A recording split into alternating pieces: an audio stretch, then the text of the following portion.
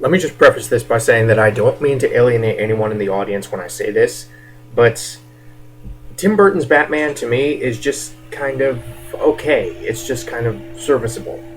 And there are reasons why I feel this way, but again, all I can really do is give my perspective. So, without further ado,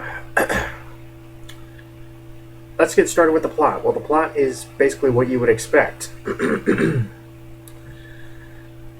Batman accidentally creates this villain called the Joker, but by not being able to save this criminal named Jack Napier from falling into a vat of chemicals. So the Joker goes on this rampage across Gotham City. Batman has to stop him from hurting the people and his love interest, Vicky Vale, journalist Vicky Vale. So that's the basic plot. And this movie is praised by a lot of people as this classic for supposedly ushering in this new wave of dark and serious comic book movies. And I know a lot of people who prefer this one over the more modern interpretations of Batman for its kind of dark and stylish visuals and aesthetic. And on that front, I really can't argue. But I'll get to that. The acting is good. I will say this, the acting is fairly solid on most fronts anyway, because Michael Keaton makes for a great unassuming Batman, or a great unassuming Bruce Wayne, actually. And as Batman, he does put on a voice, but it's a voice that doesn't really seem like it's trying too hard to be menacing. He just darkens his regular voice. He says, "I'm not going to kill you. I want you to tell all your friends about me." So he doesn't really feel like he's trying too hard to be intimidating. And that is, I will admit, a welcome change of pace in comparison to a lot of other in comparison to the internet meme that is Christian Bale's Batman voice. But,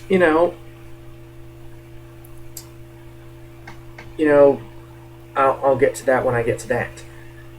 Kim Basinger is also in this movie as Vicky Vale, and she's interesting up until she is put in danger. Up to that point, she is established as this very Lois Lane type character, this very strong female journalist character.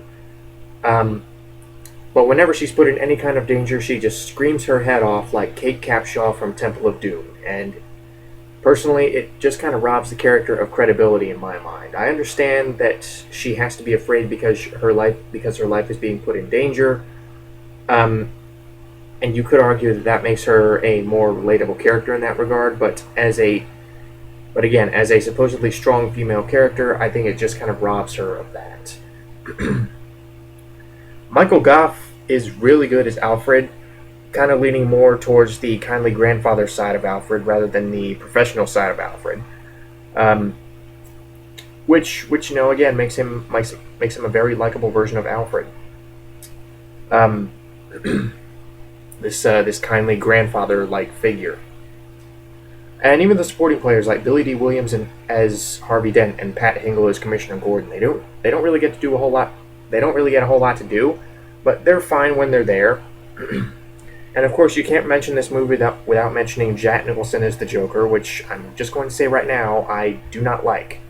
Not only is he completely overused, to the point where I would say that he is actually the main character of this movie and not Batman, but also, Jack Nicholson is not really playing the Joker. He's just kind of playing Jack Nicholson doing an impression of the Joker.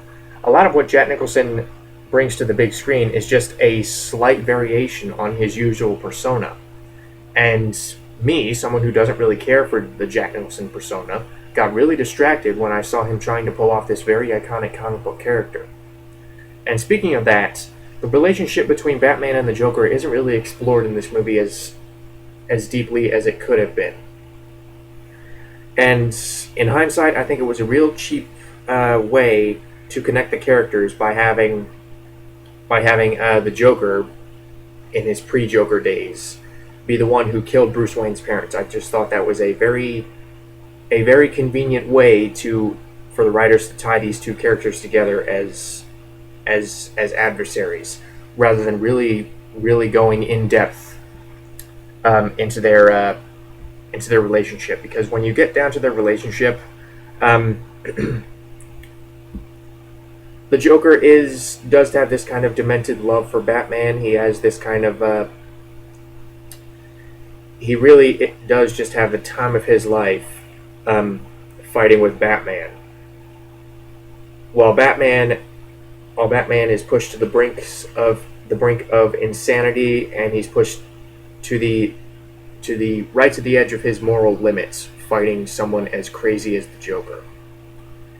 And even taking other iterations out of it, even taking away comparisons to the comics, to the cartoon series, to even other screen adaptations, you really get the sense that these could be two potentially fascinating characters in this antagonistic relationship.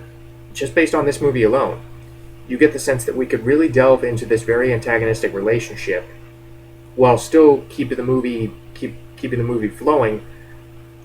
But again, the movie doesn't really take full advantage of that, in my opinion. They just kind of go through these different encounters without really without both of them really sticking around to really fight, to really communicate. I'm not saying they have to sit down and talk about their feelings, but I think they could have at least found some way to have it be a more personal and, excuse the term, intimate relationship between these two characters. And that kind of ties in with the fact that the Joker, not only is he overused, but also he doesn't really seem to have a clear-cut goal in mind. I understand that's the point. He's the Joker. He's crazy, but here's the thing: the Joker has several perfectly clear goals in this movie, and he just keeps switching between them. Whereas I would be more accepting if. Well, here's the thing. First, he wants to make these demented art pieces in the form of giving people these kind of glass glow smiles and vandalizing different pieces of artwork. And then he says he wants to steal Batman's girlfriend, Vicky Vale. And then he says he wants to upstage Batman. And then he says he wants people to trust him. And then he says he wants to kill Batman. Blah blah blah. I said, could you make up your mind, please?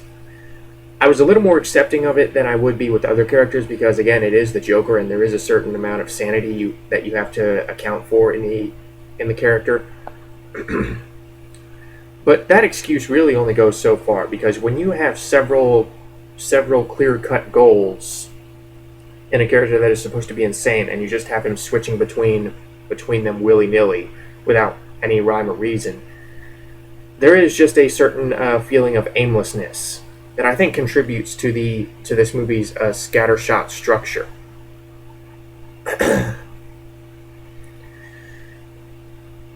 This movie doesn't really seem to have much of a flowing narrative, or at least not as much as it could.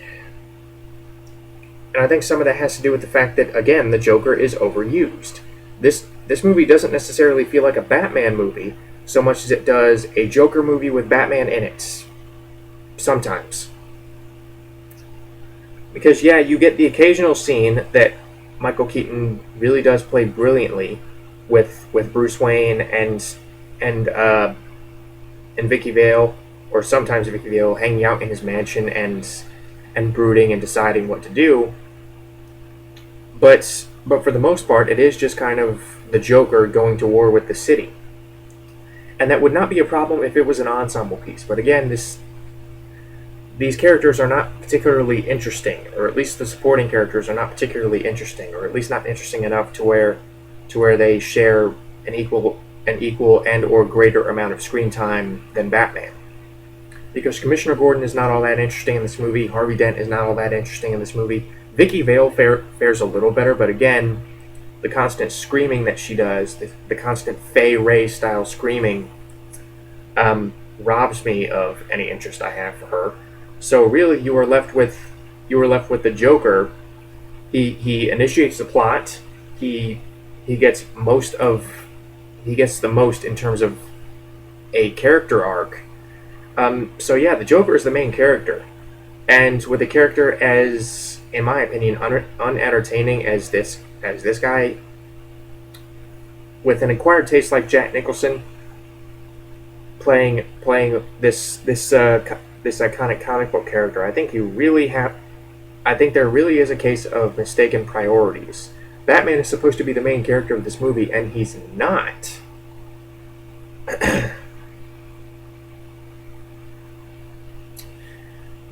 What else about this movie? Well, the action scenes are not really anything to write home about. But again, I think that is just kind of an outdated aspect of the movie. The bat suit itself doesn't really look all that practical. It looks dark and stylish and cool when he's standing still, but whenever he has to do any fighting or any kind of or anything in the way of action, it just looks very cumbersome. It looks very stiff. It doesn't really look all that functional. And as a result, the action scenes feel kind of over choreographed, and somewhat cartoonish and over stylized. And another outdated aspect, come to think of it, is the Prince soundtrack. The Prince songs just completely bring this movie to a dead halt, and they completely take me out of the experience every single time. But what do I like about this movie? Well, Gotham City really looks fantastic in this movie. You feel like you stepped into this dark and stylish world. The skyscrapers seem to stretch into the sky. You have all of these weird angles that Tim Burton is able to get. So Tim Burton's version of Gotham City I actually like. And what goes hand in hand with that is Danny Elfman's fantastic score. Danny Elfman does this very dark, atmospheric, and yet somewhat stylish rendition of, or not really rendition. He does this very. He manages to cobble together this very entertaining musical score that again goes hand in hand with the dark sort of 40s style vision that Tim Burton has for Gotham City. So those aspects are very, very strong, and I think they're a big part of the appeal of this movie. But again, the fact that Batman doesn't really seem like the main character of his own movie really kind of takes me out of it. And I think some of that has to do with the fact that Michael Keaton doesn't really have much of a leading man persona. Michael Keaton, in my opinion, works best as a supporting character, or maybe even as a secondary protagonist. But as someone who is supposed to be the leading man, I don't really think he has the necessary presence. And I think the movie knows that too, because again, they constantly cut away to the Joker doing whatever he's doing. I may not like Jack Nicholson, but I do have to admit that he has more presence than Michael Keaton. I like Michael Keaton better as an actor. I think he's much more versatile, but Jack Nicholson has more presence. And I think that's one of the reasons why he gets more screen time and more focus in this movie than Batman. Which, I don't think that works. And apparently, and in all honesty, I like Richard Donner's Superman movies better than Tim Burton's Batman movies, because, and speaking of that, Richard Donner throughout the 80s wanted to do a dark and serious interpretation of Batman with Mel Gibson in the title role. I want to see that movie. I want to see Richard Donner's more character-driven Batman movie with Mel Gibson in the title role. Because Mel Gibson, not only is he a better dramatic actor than Michael Keaton, but he also has so much more presence. He definitely has that leading man persona that I think is necessary for a character like Batman. I understand part of why a lot of people like Michael Keaton as Batman is because of his very unassuming nature, but I think that only goes so far. So yeah, I really hope I haven't offended anyone with this video. I I really can only give my own perspective on it. I do agree that there are merits to this movie. I think anyone can agree that there are merits to this movie. Like I said, the style is fantastic. The cast mostly do a good job, with the exception of Jack Nicholson, who just plays another variation of his usual persona. The movie doesn't really drag. The movie is paced pretty well, even if it is, again, kind of scattershot. So yeah, overall, I thought this movie was fine. I thought it was okay. Um, if you absolutely love this movie, I completely understand, because again, there are several strong points going for it. I just couldn't get into it as much as a lot of other people.